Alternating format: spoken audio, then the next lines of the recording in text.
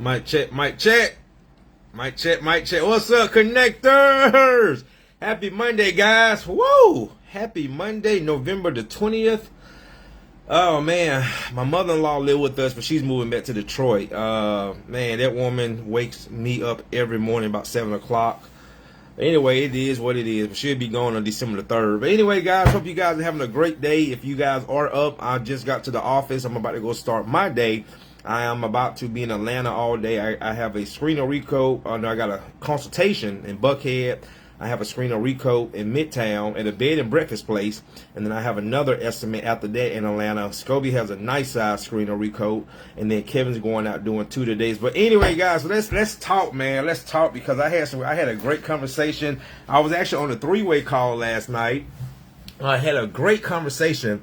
And guy called me, and then he actually brought somebody else in. You know, guys, I put it out there. It is what it is, man. A lot of people are afraid to talk about these things, but let's talk about pocket watching employees. And so the guy was basically telling me, like, you know, he got this guy that's been with him for a while, and he said, Courtney, I pay this guy good, man. This guy's making like anywhere from about 65 to sometimes 75,000 a year. But the guy's saying, you know, he's not enough, and then he's basically telling me, you know, all the money he see me making, and I said that's the mistake right there. You know, especially as small business owners, because you know my thing is this, you know, like we was talking last night, you know, they go work for a big corporate. Let's say you go work for Amazon, even if you go work for McDonald's, you don't, and these companies are producing millions, okay, millions of dollars. But they don't give them that same treatment. And why do we as small business owners, and you know, we was talking, and I will say the ones that was on the phone with me, we were African American.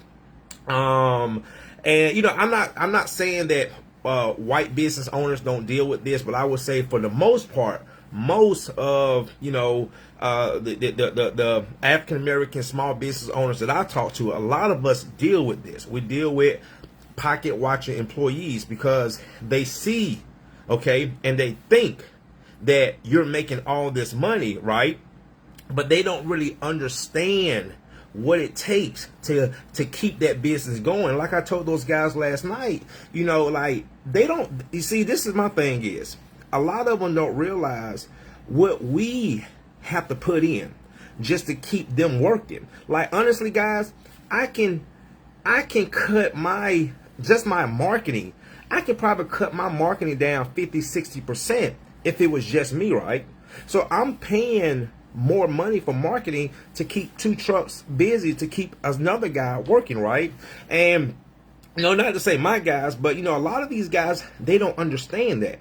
They just see the money coming in, right? And what it is, you know, I had that before. I had these 2 guys that was working for me. Actually, one of them was from Cleaners Connect. He used to follow me on Cleaners Connect. And it's just crazy how they want to work for you. But then when they get in the business and they start seeing the money coming in, okay? And like I said, for the most part, a lot of us make a lot of money on paper. And then they start pocket watching, you know, they start counting your money. And that's one thing about me, guys, I hate that.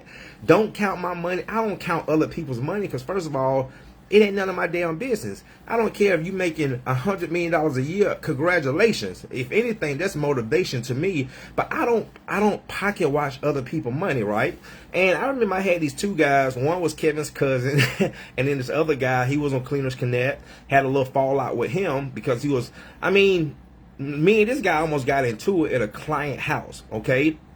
I've had this done before where guys, you know, would be with me and say, oh, man, I'm not making enough. And I asked one guy, I remember one time about, and this one I was like a cheap carpet cleaner. And I remember one time, guys, I had this guy working for me, and he was basically telling me he wasn't making enough money, and he seen me making all this money. And I had pulled over. I pulled over on the interstate. I never forget. I was on 285. I said, hey, man, let's talk. You know, that's like me, guys. Let's talk, okay? I said, I was paying this guy probably, I can't remember back then, but he was making at least $100 to $150 a day. This was like 12 years ago when I was working out of my Ford F-150. So I asked this guy, I said, how much do you think you should be making? You know what this fool told me? I swear for God. This fool told me he should be making half. I said, I'll tell you what, let's go ahead and end this right now. I'm taking you home. Never come work for me again. Because that's like, like me and the guys was talking last night, what a lot of these guys fail to realize is that a lot of them don't realize what they were before they start working for us, right? And it's like then when they get in with us and they start assuming all this money is coming in, they start pocket watching, and next thing you know, they get sidetracked, So, he was just basically asking me, well, Courtney, how would you deal with it? I said, man, I'll just have a conversation with him, because, my thing is this, a lot of times people would take their financial issues and they'll try to put it on you, okay? Like you're like a savior, and I remember like those two guys that used to work for me. I remember one time they called me. I had sent them out to do a job, right? And like I say, guys, I'm more than fair. I mean, I was paying two guys to do a one-man job. And I remember I wasn't making no money. And I remember one time these fools went to a job and they had made an upsell. Don't you know these fools, I call them fools, okay? These fools called me and said, hey, Courtney, we just made a $200 upsell. And what we was wondering if I can get 35%, the other guy get 35%, and you get 35%. I'm like, and I'm thinking to myself, so when did we become business partners? That's business partner. We splitting it three ways now. And I cut that short, So I told the guy, I said, man, when you realize that, you got to have a conversation, see what their mind is. And if you realize that this is not going to get better, because 9 times out of 10, guys, it's going to get worse. It's time to cut ties because it's not going to get better. And like I said, I have been, in business for a while myself.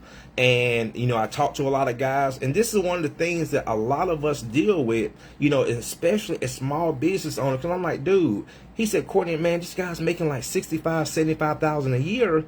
And I said, well, shit, tell him go get another damn job. You're not his savior. You're not.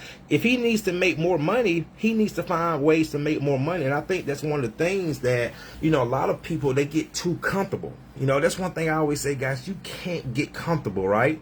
That's why I'm always looking for other resources, always looking for other opportunities, because a lot of us get comfortable.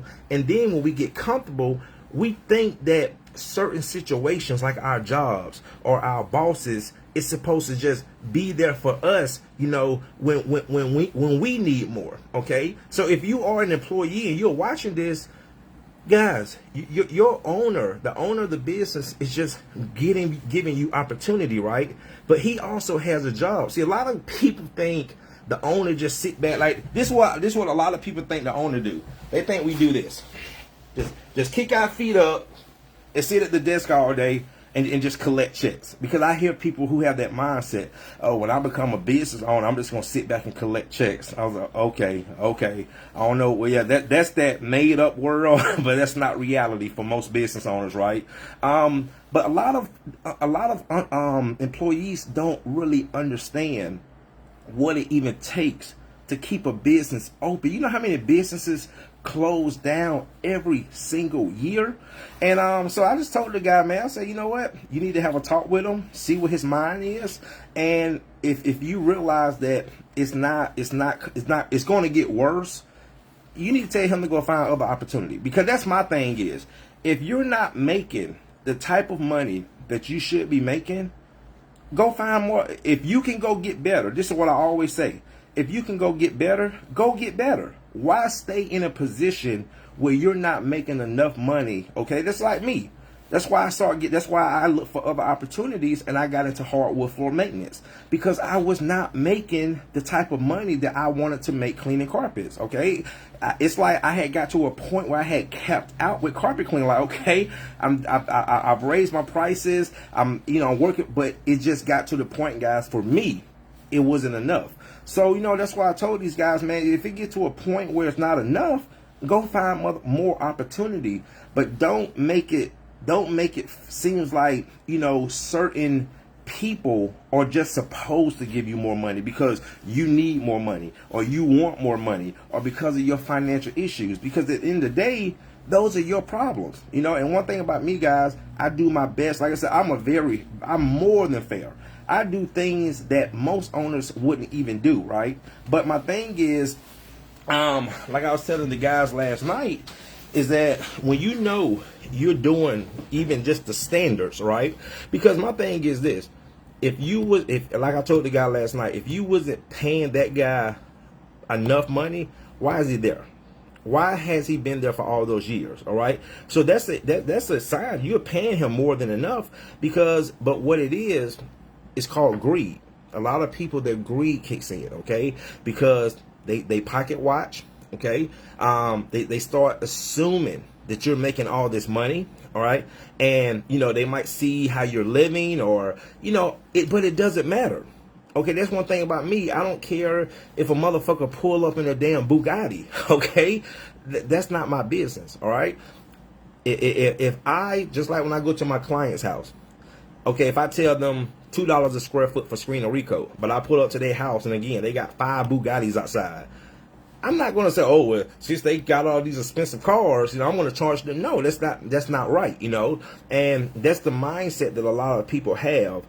And, you know, man, we had some really, really good conversation last night. And I told them I was going to do this video just to see if it's anybody else that can relate. Now, like I say, I know we're all different, but I will say for majority of most African American small businesses, this is one of the things. I'm telling you guys, okay, I'm being honest with you.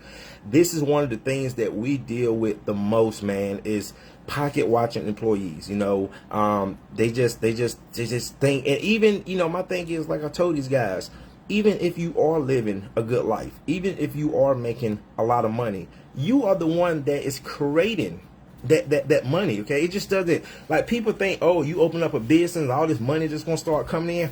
Guys, you have to work. We have to work for this money. We have to advertise for this money. We have to go out here and make sales. Okay, that's what I'm doing. All right, my guys are. I'm out here doing consultations out here. See, that's the thing about it is, it's the things that happens in the background that a lot of people don't recognize.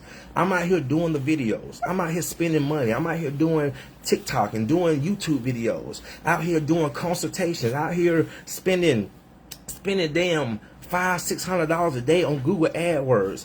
Out here continue to work on my SEO, work on my website.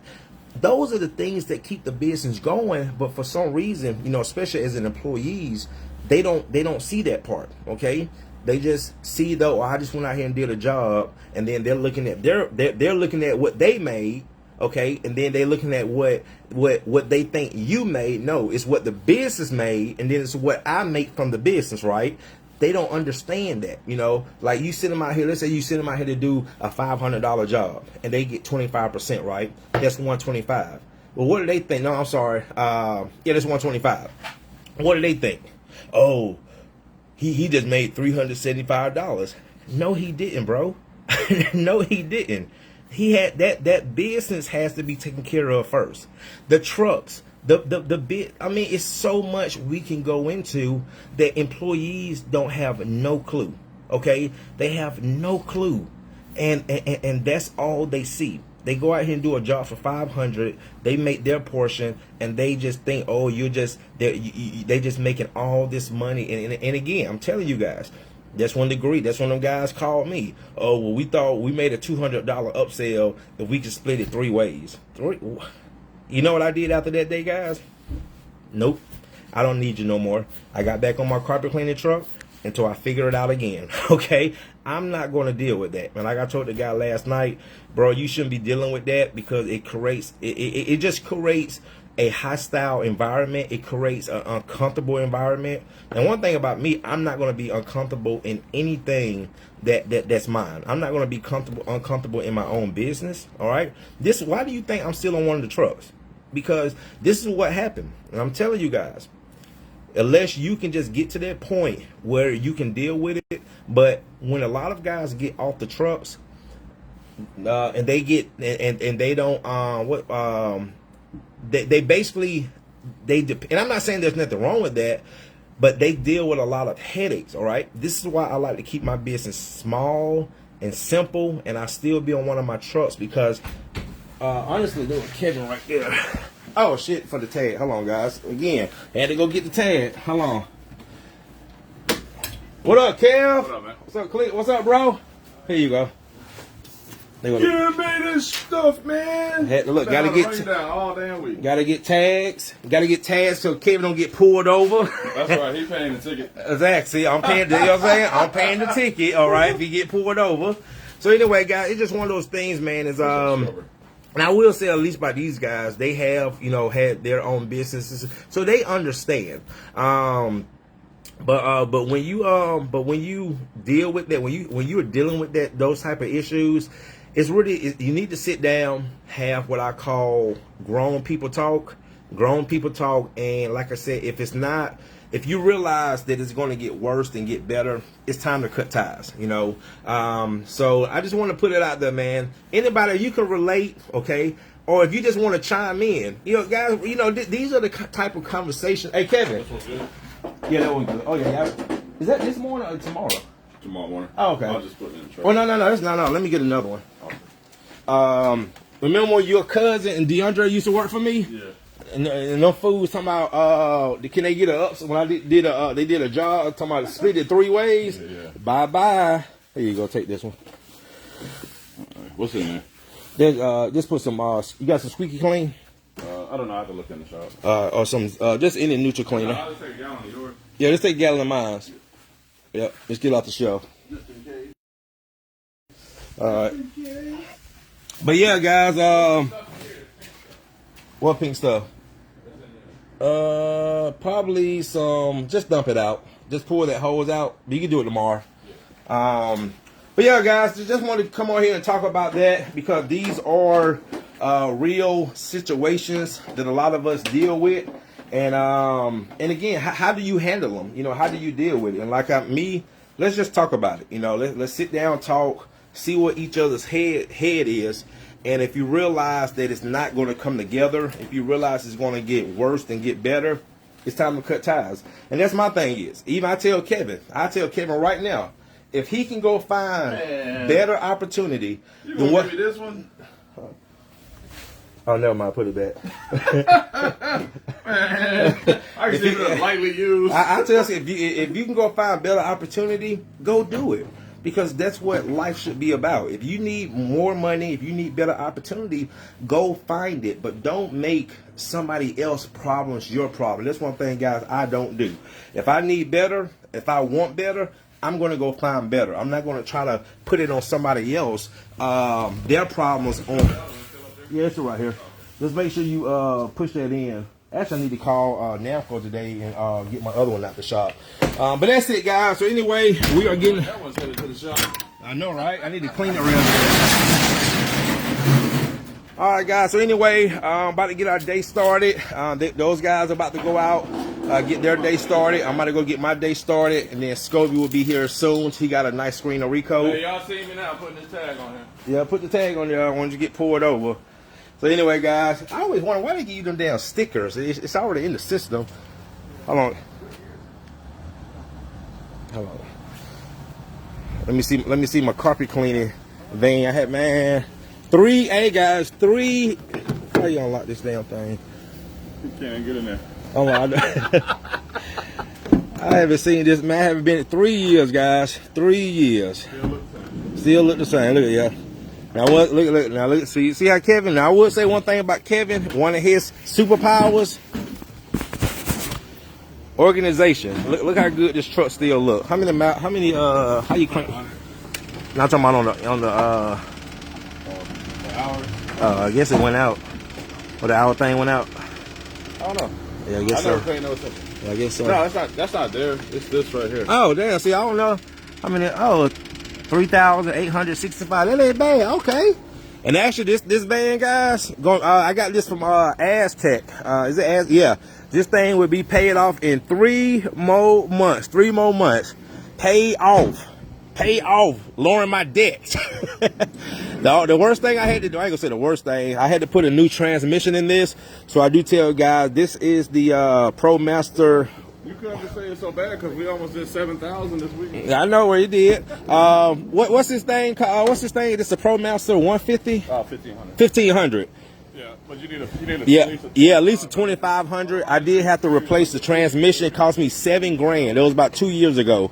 So I had to put a new transmission in it. But yeah, guys, van's still looking good. Just put some new tires on it last week. You know, business costs. So, but yeah, guys, van's still looking good. Still running good. All right, 3 years, man. I have not pushed a 1 in 3 years, man. Yes, sir. Just like I used to have it. Old Devastator 1. Yes, sir. So, all right, cool. All right, connectors. Let me go get my day started. What's up, Ed? What's up, bro? How you doing? Good to see you. Yes, sir. All right, guys. Chime in. Let me know what you think. Talking about pocket watching employees. So, let me flip this back around. All right, guys. You guys enjoy your Monday. See you in the next one. Thanks for watching.